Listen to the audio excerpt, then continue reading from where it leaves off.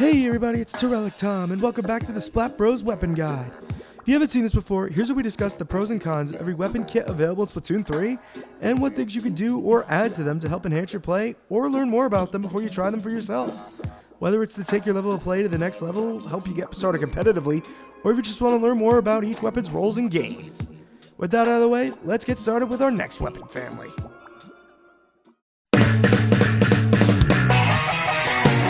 Now, we've talked about a small variety of class archetypes in this series so far. Some like to play the average Shoto player, some like to be up close and sneaky, while others just like to be snipers. But some like to play those big bulking characters that don't move very well. But if they hit you, they hit like a truck. Or should I say more like a blast. That's here in this game too, being unlocked at level 3 with the Blaster.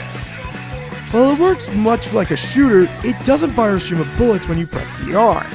It instead fires a single powerful shot that launches out and explodes after a short distance, or if it hits a target. If it hits a target directly, it's an instant kill with a powerful 125 points of damage, with splash damage from it dealing anywhere from 50 to 70 points. Its shot is so strong that even if it collides with the floor or a wall, its sparks can even cause damage ranging from 25 to 35 points of damage. But like I said earlier, it's a slow, strong attacker, firing large shots every 1.2 seconds per shot or every 50 frames. And to make these shots so powerful, the blaster is very ink hungry, using up to 10% of the ink tank per shot, giving you up to 10 shots per full tank without needing to reload. This does make it relatively easy to track how many shots you have in the tank, but recovering ink to try and have enough in the tank is a bit tricky with this weapon, as the shots also have ink recovery lag, taking a full second after you pull the trigger before it lets you start to reload, even if you immediately duck down in ink. It is a middleweight weapon, which doesn't make it hard for you to move to set up for a strong shot, but the blaster's range isn't really anything to write home about. Its shot reaches about 2 lines in the practice arena, with this explosion splash damage reaching out to the third at its farthest range. But it does cover a wide area and a bit farther than it originally seems. However, this doesn't mean the blaster has no place in a fight. Far from it, actually. It just has to be planned around accordingly, as to make the most of your slow, powerful shots, it's very important to understand the right distance you need to be at to land a strong one-hit kill, or to make it easy to land a killing blow by trapping the enemy in ink.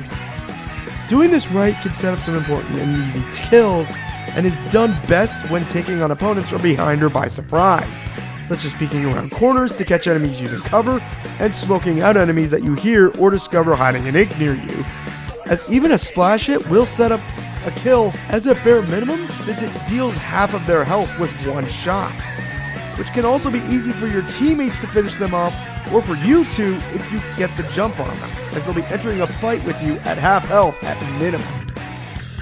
However, this needs to be done right, as if you don't land the one-hit kill shot and an enemy is able to recover well to hit you, you very easily can be splatted before you get off your second shot, as other weapons can do it much faster than you, or them landing their one-hit kill is much easier. The last thing you want to do with this thing is hold down the fire button and walk at enemies firing this thing. I guarantee you will lose, because its range is subpar in the grand scheme of things, and its fire rate is one of the slowest in the game, along with making it hard for you to have access to your sub-weapons, as firing about 5 shots doesn't leave you with enough ink to use them. It's also not a good turfer with how slow its shots are, so it's very dependent on how well your team can really paint for you, because when it has paint to move, this thing can be a major force on the ground. Thankfully, it can paint around its feet well with its shots, making you able to have some ways to move and recover ink when necessary.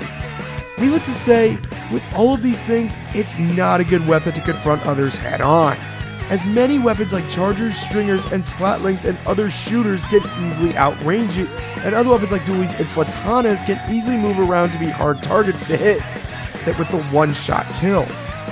And jumping to try and make yourself harder to hit also makes it harder for you to hit opponents in return, as jumping with this weapon expands the range of where the shot can go greatly, making what would be a direct hit sail off target by about 10 degrees to do a chip shot instead, which can lead to you being splatted instead.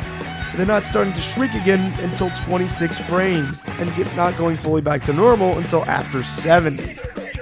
This can help you paint and can get you to win some fights, but you're more accurate with your feet on the ground, like other shooters. You'll be much more successful in fights attacking opponents with flanks or from behind to catch them by surprise. To either take them out in one shot if you space it right, or set them up for the killing blow if you don't land it. But while it's not great at dealing with direct confrontation, it does its best work when the enemy is distracted by other things. Remember that a direct hit deals a whopping 125 points of damage, which is great for damaging a lot of objects, like the Rainmaker shield, big bubblers, and breaking through Crab Tank's armor. But it's best at dealing with enemies that gather around objectives closely, able to take them out easily in as little as one shot, such as teams that like to stay close to the Rainmaker carriers gathered around a basket in Clan Blitz, or riding the tower, with one good shot making it easy to scatter them, or even getting multiple kills. When it's in the right hands and has plenty of ink, this weapon becomes a terrifying force on the field that can keep foes guessing and always gives its teammates an upper hand in battles and in locating the enemy. Then it helps find foes and defeat them with its sub-weapon, the Autobomb. Returning from Splatoon 2 and still being the nightmare that anyone who's been in the battle with Inner Agent 3 remembers.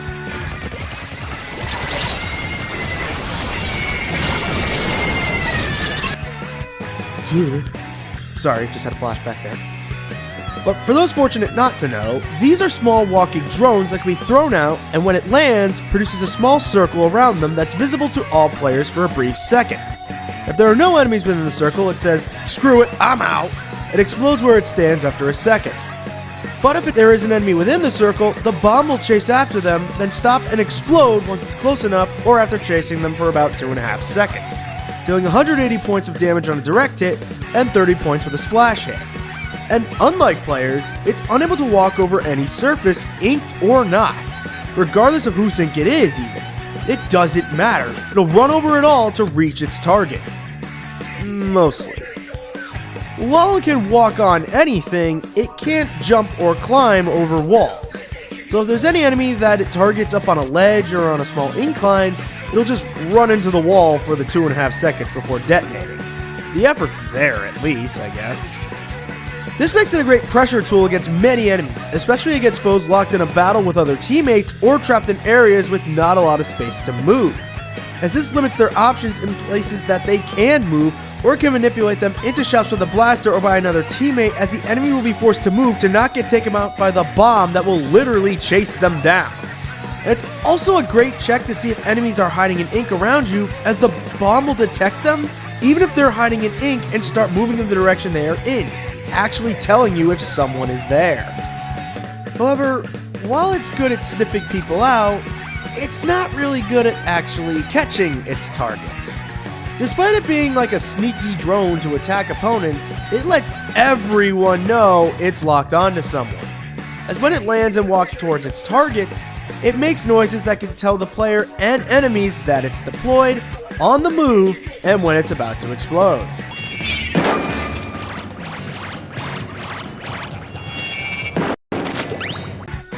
Yeah, it makes all that noise.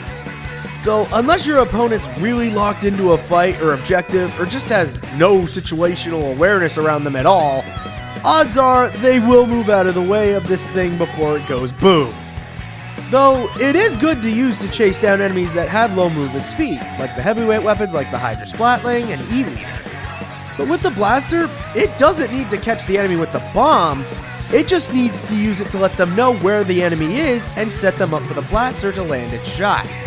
As with it only using 55% of the ink tank per use, this leaves you with at least 4 shots left in the tank when it's full, which you can use to tag an opponent trying to get away from the bomb.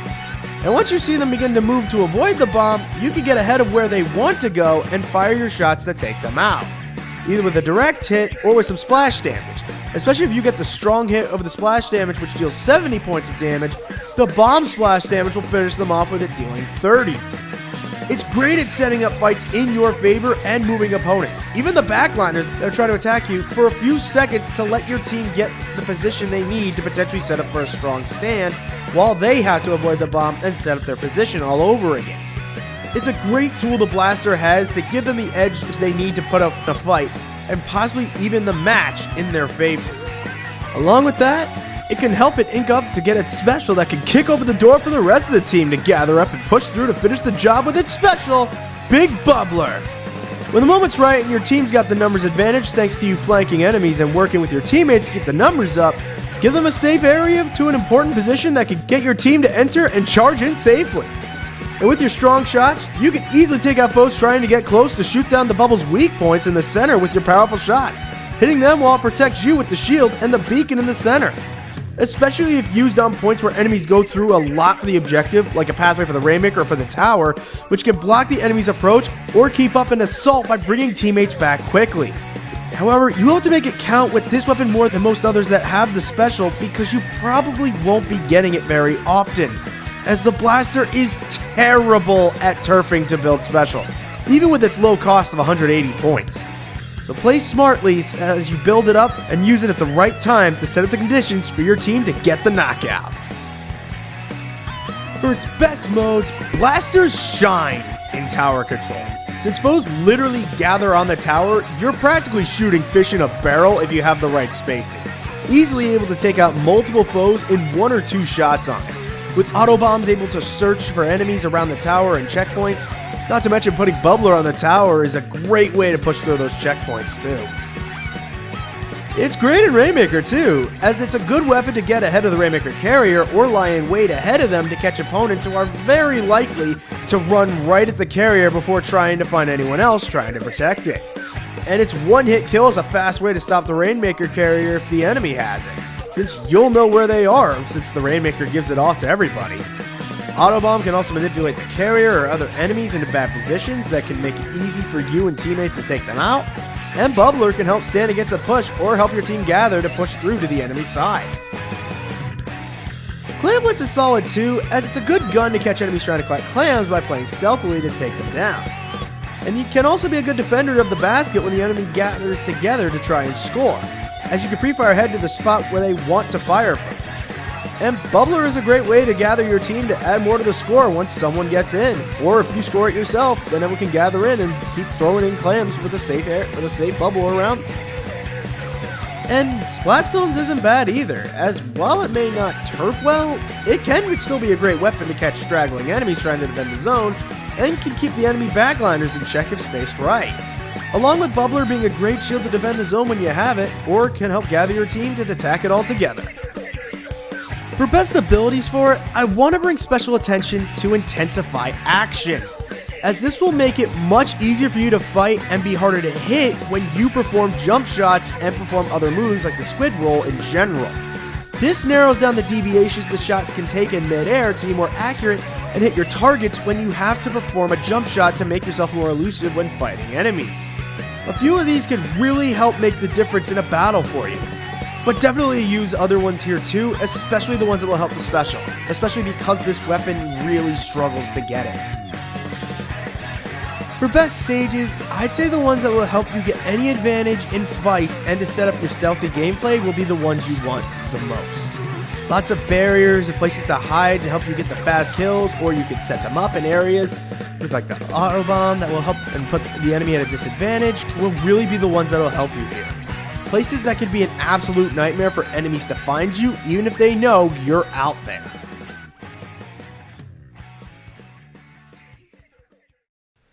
Hang on, we're not finished yet, as this weapon has multiple kits to use to change up its style. And this next one, it's all about taking the next step at getting kills more confidently. Unlocked at level 8, it's the Custom Blaster. Same stats as the original Blaster, despite its name, but it has a new sub and special that makes it so no one can hide from its powerful shots with its sub-weapon, the Point Sensor. This has you throw a device that doesn't ink any turf, yet when it hits a target, releases a blast of echolocation that lingers in place for 2.5 seconds. And any enemy that is in that blast radius during that time will be marked with a tracker that lets you and all of your teammates know where they are on the field and on the map for 8 seconds. The amount of time that they are marked will change depending on when they are hit by its area of effect. Like if an opponent walks into the area after it has been deployed for a second, they'll only be marked for 7. It can be refreshed with another throw if it hits them, but otherwise the effect will end after 8 seconds in total for no matter how long anyone's been in it. Though this can be increased to a maximum of 16 seconds with enough sub power.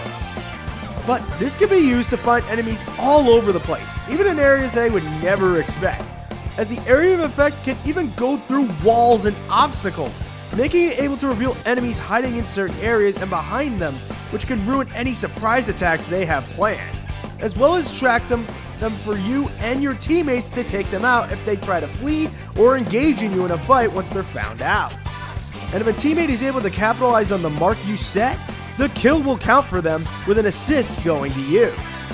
This makes it very easy for the custom blaster to see and predict where an opponent will go once they're marked, which can set up for a good one-hit kill shot if read correctly, or can have a teammate lead them into your shots to finish them off. It's easily the best sub to have to throw into an open space to see if an enemy is hiding there, as it'll literally tell you if someone's there and exactly where they are if it finds them. Even better, it's the cheapest sub in the game, using only 45% of your ink tank to use, letting you easily throw up to 2 of them with 1 full ink tank.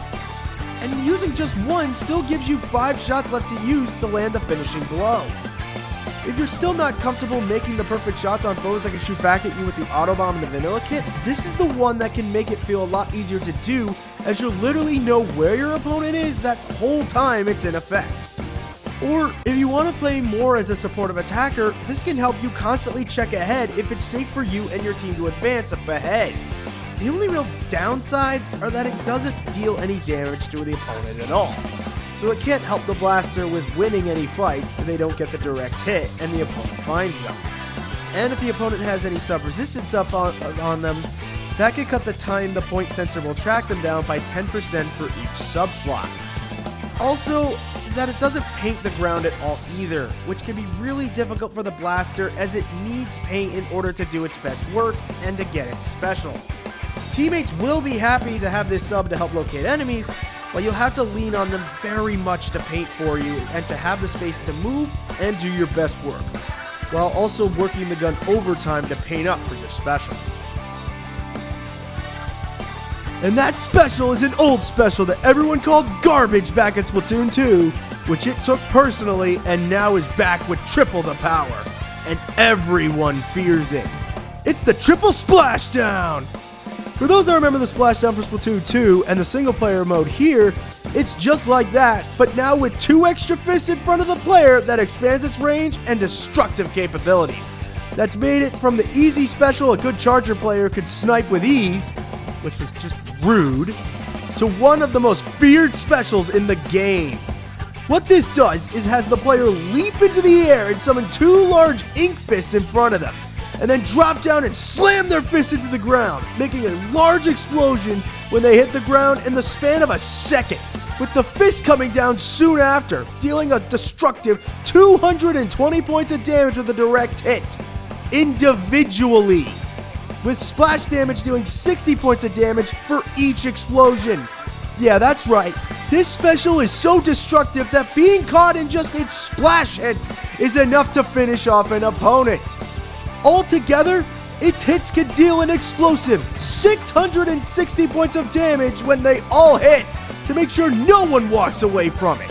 It can even catch foes that try to get the high ground to avoid them, as the fist will travel up slopes and over short walls, reaching higher to account for the level of ground beneath them, and can catch foes in a surprise attack there. But that's not even the best surprise attack it can do, as like in Splatoon 2, you can use it out of a super jump, crashing down to punish any enemy that tries to camp your jump or smash open defenses for your team to take advantage of the enemies scattered and take them down. Though, while this attack is powerful and very fast that people hate to see it, it can be stopped to some level of degree. While in the air, both the players and the fists are not invincible to damage, and can be shot down if they do it fast enough. And the player, depending on how much health they had when they started it, can be shot down after they leap in the air, so like the last game, it's not a great panic button. But the fists have 100 points of health no matter what. And it is easier for players to shoot them down if they have the Object Shredder ability, which increases the damage dealt to them by 10%. However, even this is a risky maneuver for enemies to do, as even if you say splat the player, the fist will crash down and deal damage, potentially splatting opponents if it's a direct hit or if both splash hits land. And with how large of a damage radius it has and how quickly they come down, it can very easily end in a trade, especially with special power-up increasing the radius of the ink splatter and damage radius by up to 20 and 10% respectively. And even if the player is splatted, all this does is delay the attack again, as unlike other specials, when you're splatted doing it, you'll only lose about 25% of your special gauge instead of over 50%. So it's very easy to get it back and try again. The only real way the special can be stopped and punished is for another special to come in to take it out, like a well-timed reef slider or another triple splashdown to hit it before it lands. It can be avoided a bit though, if players can get behind the splashdowning player, as the explosion's mainly covered in the front of the player. So if people can get behind you and the explosions you make, they can catch you by surprise. But this is the ultimate defense breaker for a team, as you can literally get close to enemies to use it. It's a guarantee that they're going back to spawn, and with how much ink it leaves, it's a perfect thing to use in the final seconds of a turf war to get some extra ink on the ground to win a close match. This is for the daring blaster players that like to mess with objectives or come in to land a crushing blow on the enemy team. As with you hiding out of sight and come leaping in and crashing down on opponents, it could be a major move that can change the tides at a critical moment, such as taking a splat zone or clearing the basket area in clam blitz of enemies around it. And with the blaster, if any enemies do make it out of your triple superhero landing clipped with splash damage, any hit from it at all, direct or splash hit, will finish the job on them, setting it up to be able to clear out enemies on its own to clear the way for the rest of your team to move ahead with the objective, like a good hero does. Just make sure to make it count when you have it, because again, you have no sub to help you in trying to paint the 180 points you need to get it. So once you get it, use it well. For its best modes, I'd say it does its best in splat zones, as the blaster shots are one of the best defenders when in the right areas with paint to play stealthily to make sure a team isn't properly locked in. And point sensors are always welcome by teammates to help locate enemies in and around the zone. And triple splashdown is one of the best ways to get it back or take out enemies in it. Clam Blitz is good for it as well, as it's a great defensive weapon around the basket. It could ruin a lot of plans enemies have if you can flank and hit them from behind to make them drop their plans.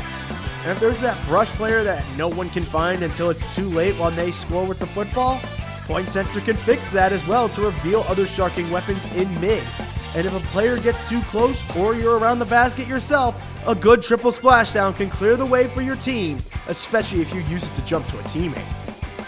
And of course, Tower is still good with it, just due to how good the shot is at it, and Point Sensor is great for locating enemies as you ride it or as the enemy approaches, and Splashdown is always a good weapon to have if you're in a pinch.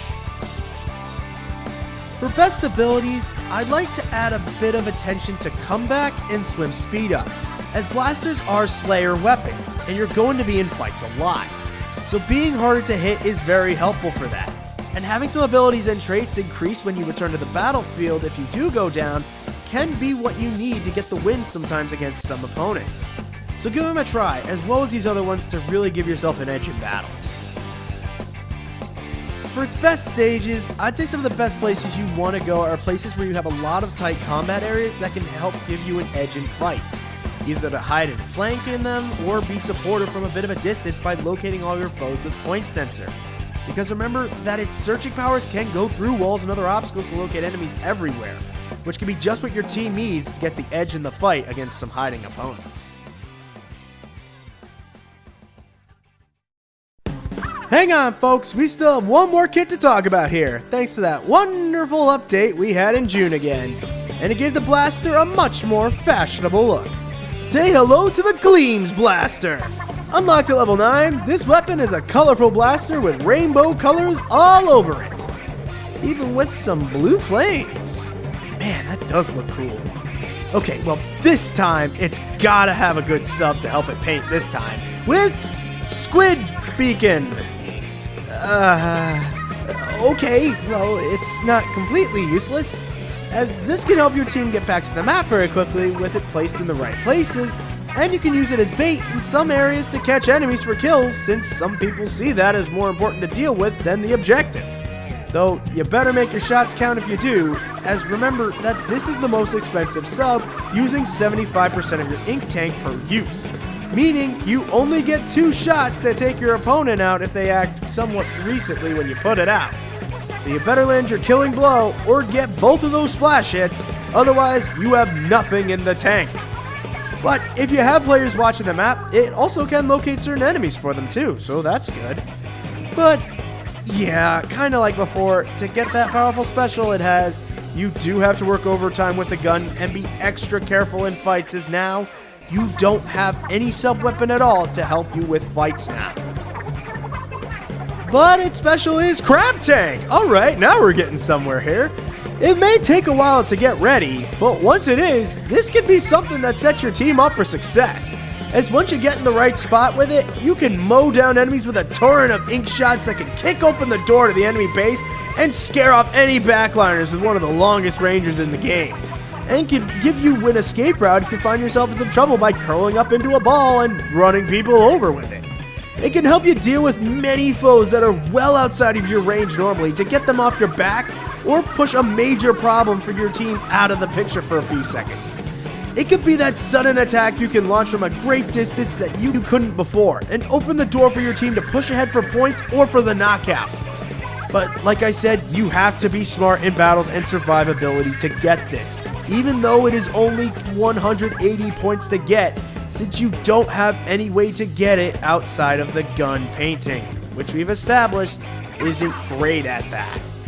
And also, make sure you do pop this special at a safe place so you don't get splatted before or while you're trying to make a major play for your team. Remember that the front of it is armored, but your head and the back are still open to being attacked. For its best modes, I'd say Tower is probably its best bet again, for just how good the blaster is at hitting people on it to take them out or to get them to move. Beacons are also helpful and can be used to try and get teammates back to the tower nearby, and Crab Tank can help push through checkpoints or defend it if the enemies are on it. Just, you might have to ask your team to wait a little while you're placing those beacons. Splat Zones is alright for it too, as the blaster can catch unsuspecting enemies and help teammates fight.